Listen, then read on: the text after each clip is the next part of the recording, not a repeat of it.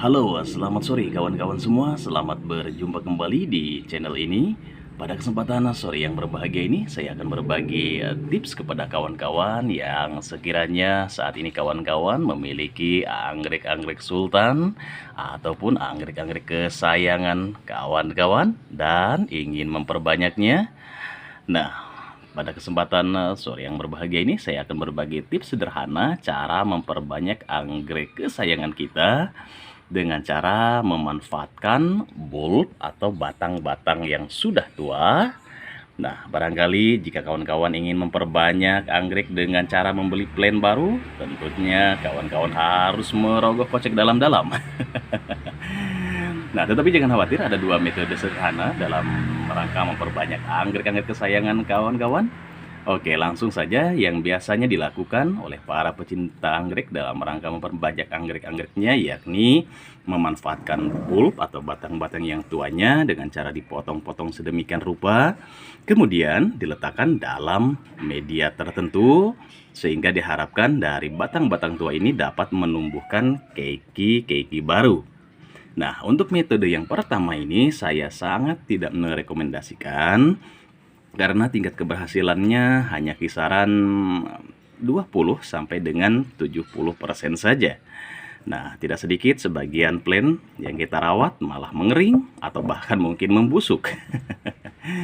Nah, ada tips yang kedua yang jauh lebih sederhana lagi dan memiliki tingkat keberhasilan mencapai 95%. Nah, yakni dengan cara melakukan perawatan pada bulb indukan tuanya. Nah, sebagai sampel di hadapan kita saat ini ada 3 pot kawan-kawan ya. Anggrek Dendrobium Raja Joas.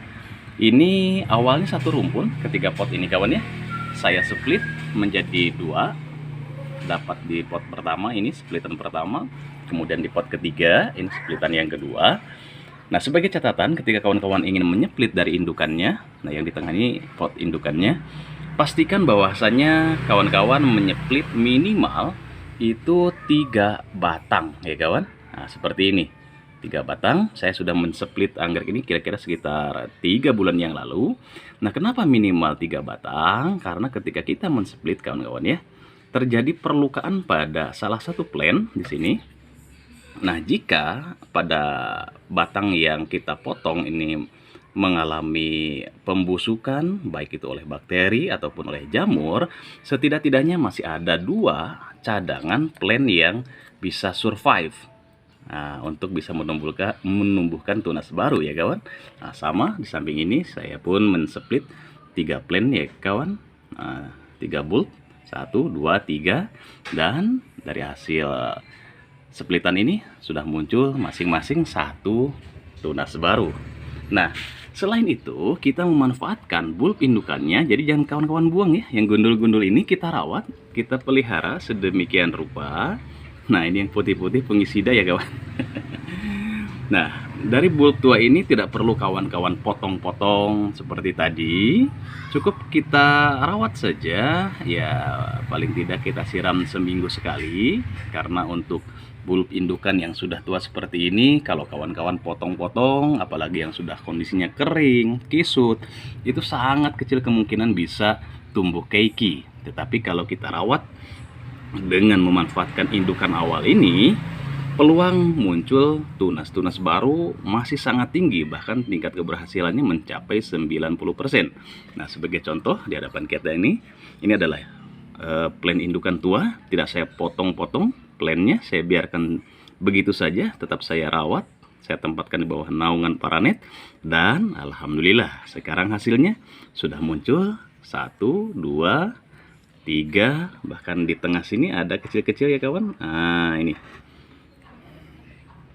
Nah, 4, 5, sudah ada 6. Ada 6 tunas baru. Wow. Nah, sederhana bukan? Nah, kawan-kawan bisa lagi mensplitnya nanti. Paling tidak menjadi 1, 2, 3 splitan baru. Jadi dari satu indukan saja kawan-kawan bisa menghasilkan 3 pot baru untuk anggrek kesayangan kawan-kawan. Nah, barangkali inilah tips sederhana dari saya. Semoga bermanfaat.